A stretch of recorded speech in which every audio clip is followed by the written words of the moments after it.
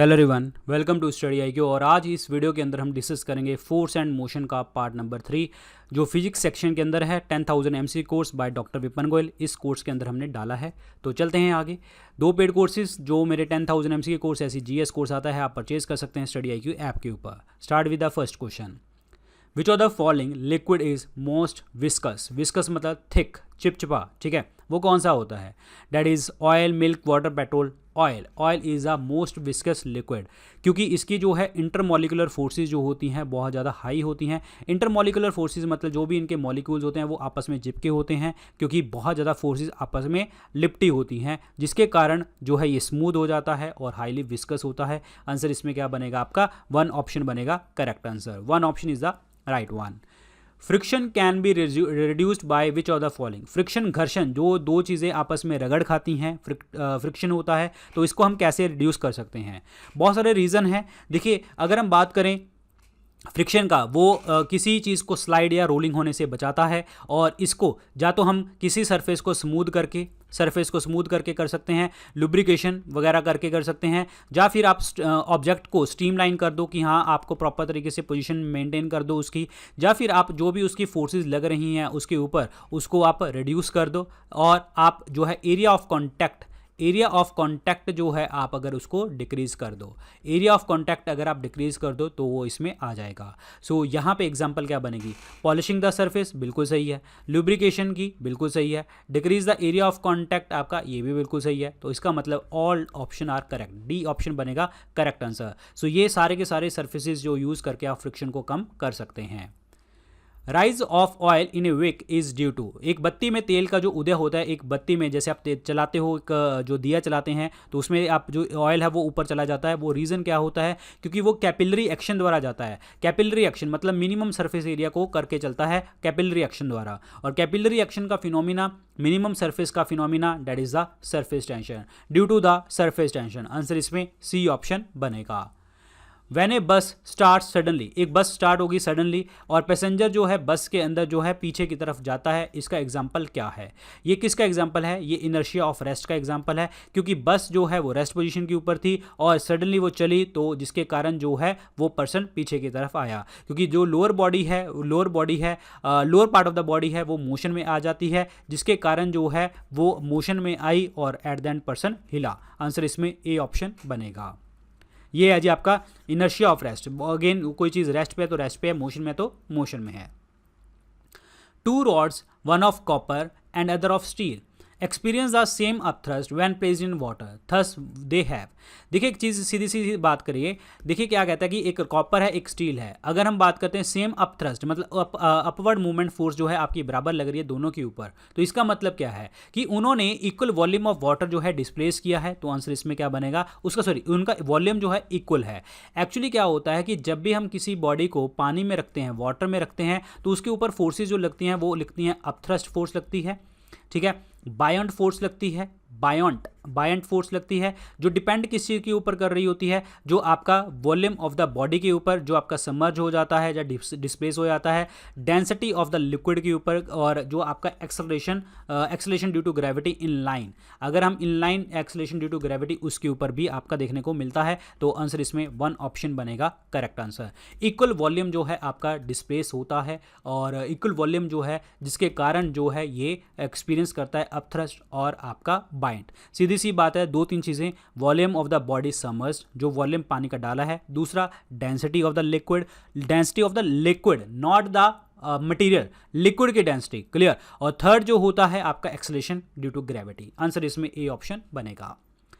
एक cannon ball होती है जो हम फायर करते हैं, तोप का गोला फेंकते हैं, उसके अंदर जो बॉल है उसका मोशन किसकी इसकी एग्जांपल है?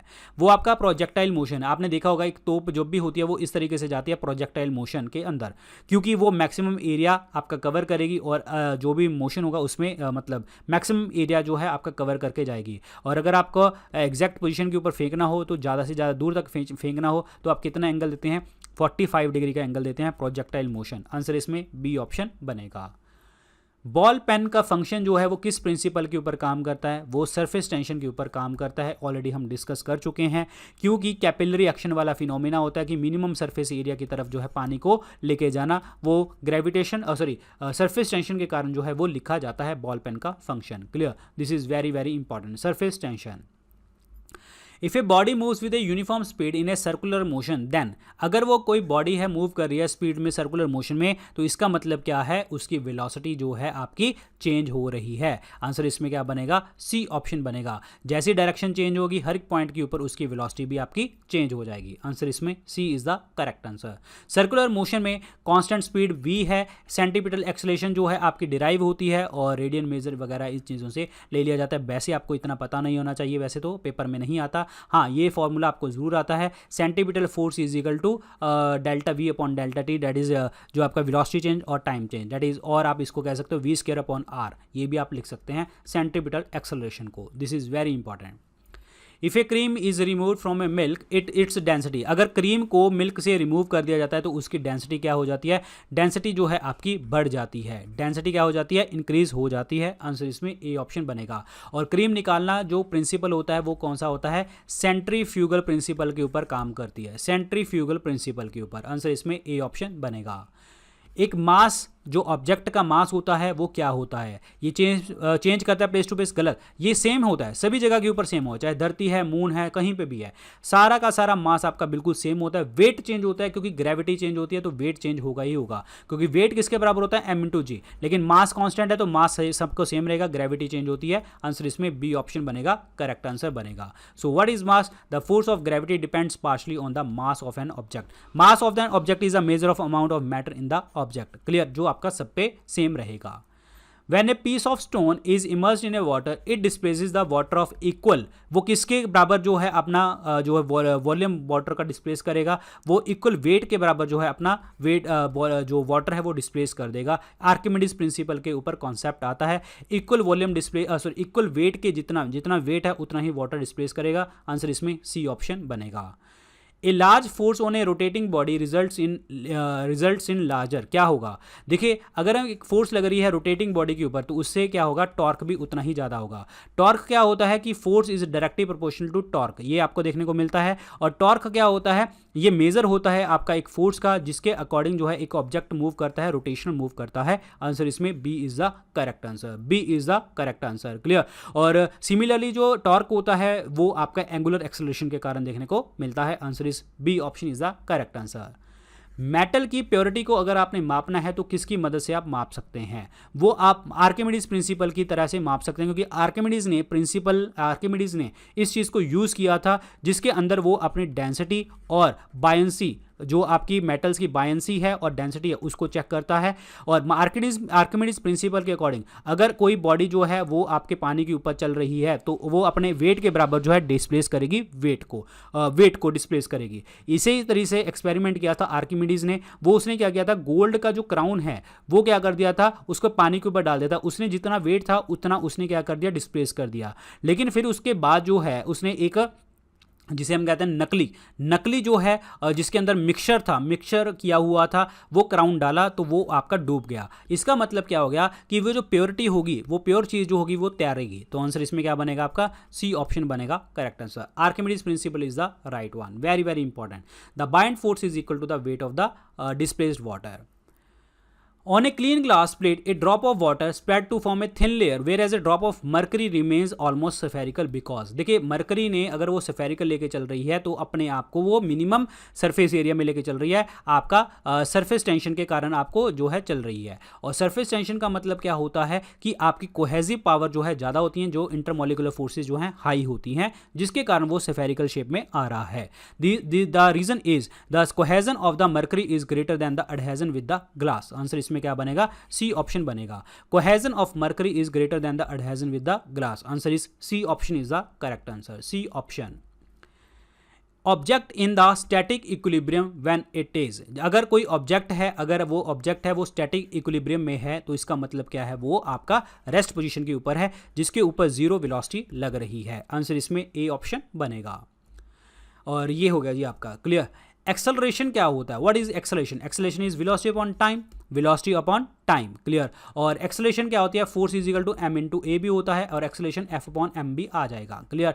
तो यहाँ पे क्या बनेगा, acceleration is inversely proportional to mass. Answer इसमें बी ऑप्शन बनेगा correct answer, B option is the correct one. Acceleration changes in the velocity upon time taken, और आपका मीटर पर second velocity, time second, metre पर second square आपके measure के unit बन जाएंगे एक्सेलरेशन के। If an object is thrown upward, अगर वो अपवर्ड पोजीशन के ऊपर फेंक रहे हैं तो what will be the velocity when it reach its maximum height. जब एक कोई चीज़ यहाँ से फेंकी हमने एक वेलोसिटी के ऊपर, जब वहाँ पे पहुँच जाएगी मैक्सिमम हाइट के ऊपर तो फाइनल वेलोसिटी यहाँ पे क्या हो जाएगी, जीरो हो जाएगी, क्लियर, जीरो हो जाएगी।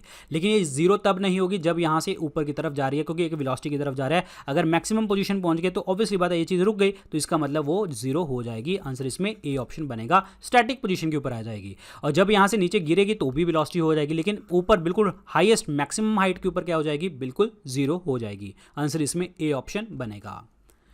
अगर एक बॉडी स्लाइड कर रही है किसी सरफेस के ऊपर, एक फोर्स रेजिस्ट कर रही है मोशन को, उस चीज़ को हम क्या कहते हैं, उस चीज़ को हम क्या कहते हैं, फ्रिक्शन कहा जाता है। सेंट्रीपिटल फोर्स आपके सेंटर के ऊपर लगती है, सेंट्रीफ्यूगल फोर्स जो आपका जैसे क्रीम वगैरह चीज़ें और इसमें आपको वॉशिंग मशीन में सेंट्रीफ्यूगल फोर्स लगती है। इनर्शिया मैंने आपको बताया था, अगर कोई चीज़ रेस्ट पे है तो रेस्ट पे, मोशन पे है तो मोशन पे, क्लियर, याद रखिए। आंसर इसमें बी ऑप्शन बनेगा। यही आपकी pushing force, motion and friction. अगला क्वेश्चन देखिए, if A ball is throne up, अगर किसी बॉल को हमने ऊपर फेंका तो इसमें क्या, कौन सी चीज़ चेंज नहीं होगी, कौन सी चीज़ चेंज नहीं होगी, तो वो एक्सेलरेशन चेंज नहीं होगी। क्योंकि एक्सेलरेशन क्या होता है, देखिए अगर हम बात करते हैं एक्सेलरेशन क्या बुलाता है हमें, वेलोसिटी अपॉन टाइम। अगर वेलोसिटी अगर चेंज हो रही है तो हमें एक्सेलरेशन कहते हैं। एक्सेलरेशन क्या करता है, किसी भी चीज़ को स्पीड को इंक्रीज करने के लिए, डिक्रीज करने के लिए विद टाइम ये आपको हेल्प करता है। अगर हम बॉल को ऊपर फेंक रहे हैं तो इसका मतलब 9.8 मीटर पर सेकंड की स्पीड से वो जा रहा है, वेलोसिटी का मैग्नीट्यूड जो है आपका 9.8 मीटर पर सेकंड ही होगा। जैसे ही वो ग्रेविटी की तरफ आ रहा है तो उसका मतलब क्या होगा, फ्रीली फॉल होगा, तो -9.8 मीटर पर सेकंड स्पीड से आ रहा है। तो इसका मतलब क्या होगा कि कौन सी चीज़ चेंज नहीं होगी, एक्सेलरेशन कभी भी चेंज नहीं होगी। तो आंसर इसमें ए ऑप्शन बनेगा करेक्ट आंसर। एक्सेलरेशन कभी भी चेंज नहीं होती, वेलोसिटी चेंज होती है, एक्सेलरेशन बिल्कुल कांस्टेंट रहती है, 9.8 और -9.8। आंसर इसमें ए ऑप्शन बनेगा, क्लियर। जब हम ऊपर की नीचे की तरफ आ रहे हैं, ऊपर की तरफ जा रहे हैं तो इसका मतलब क्या होगा, ड्रैग भी लगेगा, और आपका एक्सेलरेशन जब डाउन जा रहे हैं तो अगेन आपका mg माइनस ड्रैग, क्लियर, ध्यान रखिए, ये चीज़ें आपको पता होनी चाहिए। सो गाइज ये थे आज के लेक्चर के अंदर क्वेश्चन। बाकी जो भी अपडेट्स मिलेंगे आपको टेलीग्राम चैनल के ऊपर मिलेंगे, इंस्टाग्राम के ऊपर आप फॉलो कर सकते हैं। Thank you so much, good luck, take care, bye bye.